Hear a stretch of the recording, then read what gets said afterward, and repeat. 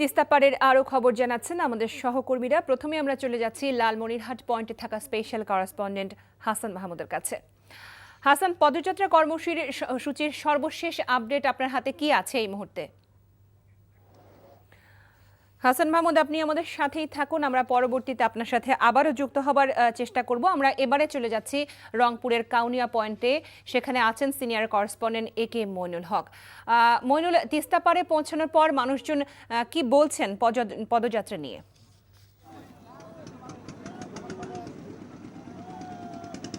লোপা, যদি তিস্তা পাড়ের এই মুহূর্তের চিত্রের কথা আমি বলি, তাতে আমি বলতে পারি মানুষ এই তিস্তায় হাঁটু জলে যখন প্রতীকী লং মার্চ করে এসে এখানে যখন নেমেছে, তাদের মধ্যে এক ধরনের একটি উৎফুল্লতা আমি লক্ষ্য করেছি। তারা যেন তিস্তা জয় করবে এমন তাদের চোখে মুখে ছিল, তাদের অনেকটা আস্থার সেই চিত্র আমি দেখেছি। আর বিশেষ করে এই তিস্তা এখন একেবারেই হাঁটু জলে পরিণত হয়েছে, তিস্তা এখন কঙ্কালে পরিণত হয়েছে। তিস্তায় এখন মরুভূমির মতো একটি অবস্থা, হাড্ডি কঙ্কাল সার যেন তিস্তা, অথচ এই তিস্তাই ছিল প্রমত্তা তিস্তা।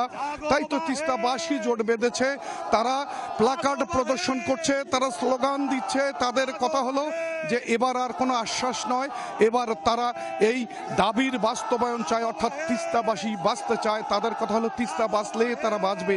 তাই তো রংপুরের 5টি জেলা, নীলফামারী, লালমনিরহাট, রংপুর, কুড়িগ্রাম, গাইবান্ধার সেই 115 কিলোমিটার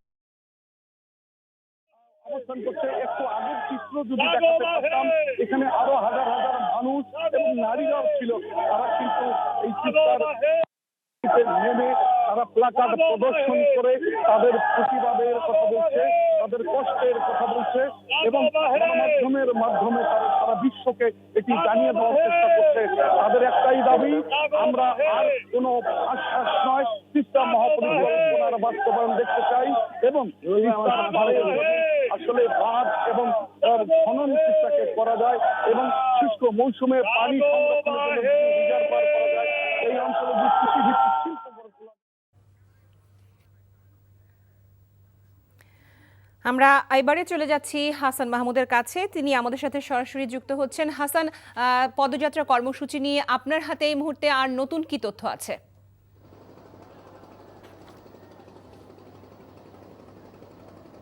পদযাত্রা কর্মসূচি আসলে শেষ হয়ে গেছে। এখন হচ্ছে যে পানিতে নেমে, তিস্তার পানিতে নেমে মানববন্ধন বা প্লেকার্ড প্রদর্শন চলছে। দেখতেই পাচ্ছেন যে শুষ্ক যে তিস্তা, আমি নদীর মাঝখানেই রয়েছে ঠিক বলতে পারেন। এই নদীটি পুরোটাই শুকিয়ে অনেকটা একেবারে মরুর মতো হয়েছে।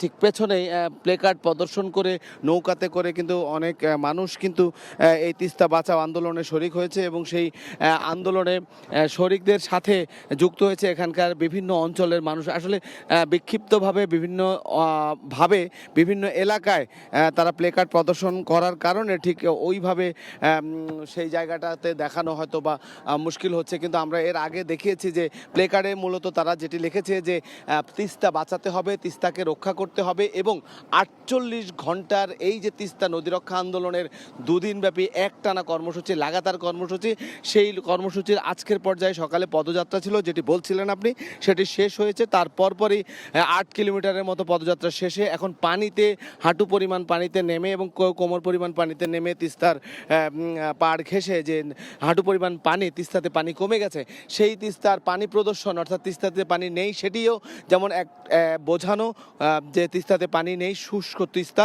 পাশাপাশি সে প্লেকার্ড প্রদর্শন করে তারা প্রতিবাদ জানাচ্ছে যে এই তিস্তার রক্ষার জন্য যে পদক্ষেপ নেওয়া দরকার, তিস্তা মহাপরিকল্পনার পাশাপাশি তিস্তার ভারতের উজান থেকে যে বন্ধ করে দেয়া সেই বাঁধ, সেখান থেকে বাংলাদেশের অংশে যে পানির ন্যায্য হিস্সা সেটি আদায় করার জন্য তারা লাগাতার কর্মসূচি চলছে।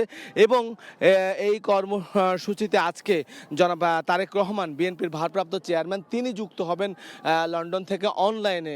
তো সেই জন্য এখন যে কর্মসূচিটি চলছে সেটি হচ্ছে পানিতে নেমে প্লেকার্ড প্রদর্শন এবং প্রতিবাদ জানানো, তিস্তার পানির ন্যায্য হিস্সা প্রাপ্তি, পাশাপাশি তিস্তা মহাপরিকল্পনা বাস্তবায়নের দাবি। টানা 48 ঘন্টার আজকে দ্বিতীয় দিন চলছে।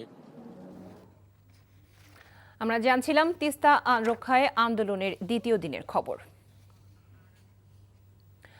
লালমনিরহাট থেকে তিস্তা আন্দোলনের আরও খবর জানাবেন স্থানীয় প্রতিনিধি হায়দার আলী বাবু। বাবু, আপনি যেখানে আছেন সেখানে পদযাত্রার এই মুহূর্তের সর্বশেষ তথ্য আপনার কাছ থেকে জানতে চাচ্ছি।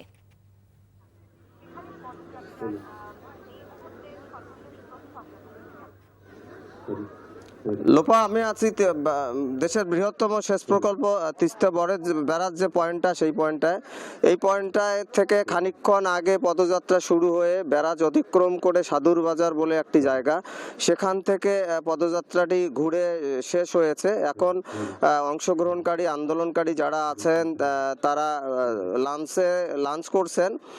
আর এরপরে বিকেল নাগাদ এখানে বিএনপির স্থায়ী কমিটির সদস্য বাবু গয়েশচন্দ্র রায় যোগ দেবার কথা রয়েছে। আর সন্ধ্যায় বিএনপির ভারপ্রাপ্ত চেয়ারম্যান তারেক রহমান যে বক্তব্য রাখবেন সেটি এখানে সরাসরি সম্প্রচার করা হবে। লোপা, আমরা জানছিলাম তিস্তা অভিমুখে পদযাত্রার সর্বশেষ খবর।